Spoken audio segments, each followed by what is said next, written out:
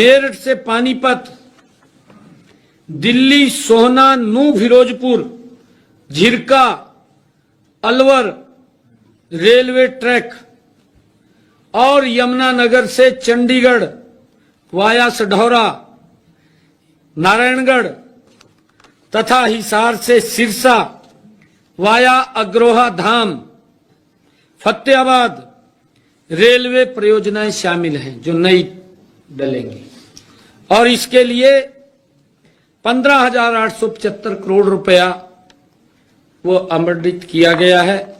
मैं इसके लिए आदरणीय प्रधानमंत्री जी, आदरणीय रेल मंत्री जी का दिल से आभार व्यक्त करता हूं कि इस रेलवे नेटवर्क से मेरे हरियाणा प्रदेश का जिस प्रकार से पिछले 10 वर्षों में आदरणीय नरेंद्र मोदी जी ने मेरे हरियाणा के अंदर एक सड़कों का जाल बिछाया है और मैं संज्ञा अगर दूं स्पाइडरमैन अगर कोई है तो नरेंद्र मोदी है। मंगलवार को मुख्यमंत्री नायब सिंह सैनी ने दिल्ली सोहना नूह फिरोजपुर झिरका के लिए रेल लाइन की घोषणा कर दी है।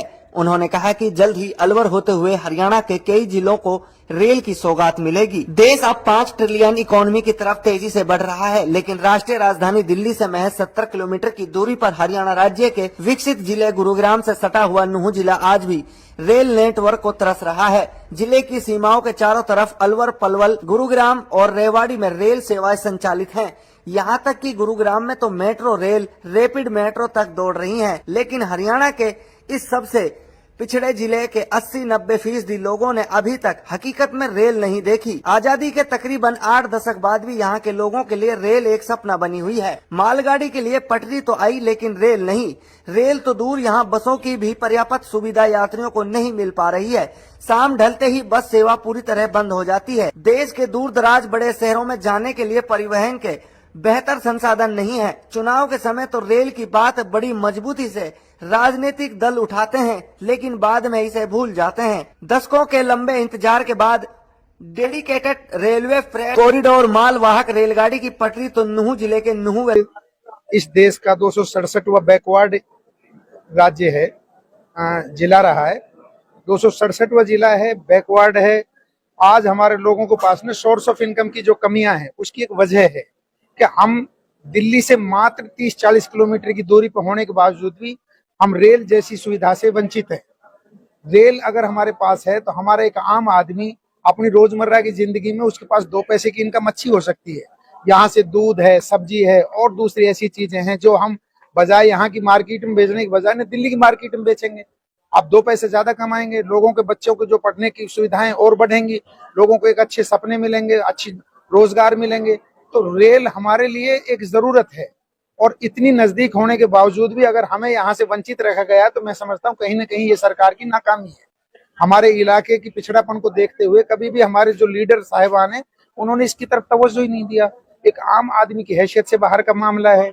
अगर बीजेपी सरकार ने जहां तक लोगों के लिए कहा है कि भाई आम आदमी के लिए कहा है कि भाई जो करेंगे सबके लिए बराबर का हिस्सा देंगे, तो मेवात तो एक ऐसा पिछड़ा एरिया है, इसको तो ये हिस्सा पहले ही मिल जाना चाहिए था।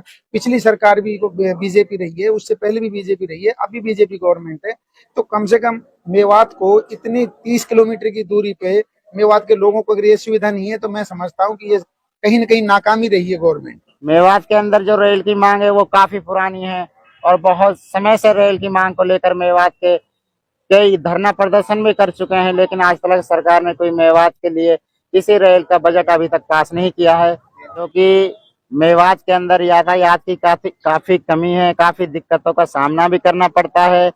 जो है मेवात के अंदर एक रेल की भी कनेक्टिविटी होनी चाहिए ताकि मेवात के हर वर्ग के लिए, किसान से लेकर उद्योगपति तक की समस्याएं दूर हो सकें और मेवात के हर नागरिक के लिए यातायात की बहुत ज्यादा समस्या का सामना करना पड़ रहा है। बहुत से जो गांव हैं उन गांवों तक भी अभी तक कोई यातायात की कनेक्टिविटी नहीं जोड़ पाई है सरकार।